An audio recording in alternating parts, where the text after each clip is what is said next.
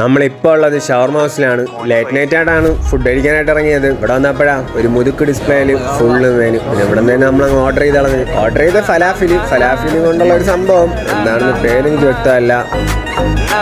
അങ്ങനെ നമ്മൾ ഓർഡർ ചെയ്ത സാധനം കിട്ടിയിട്ടുണ്ട്. കാണാൻ തന്നെ നല്ല കളർഫുള്ള് സംഭവം. ഒരു സലാഡും ഫലാഫിലും എല്ലാം കൂടെ മൊത്തത്തിലൊരു ഹെവി ഐറ്റം.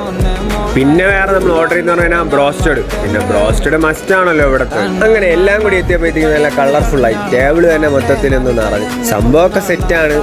പിന്നെ അങ്ങനെ നമുക്ക് ക്ഷമ ഇത്തിരി തീരെ കുറവായോണ്ട് അങ്ങ് കുബൂസ് അങ്ങ് അടിച്ചു തൂക്കി എടുത്തത്.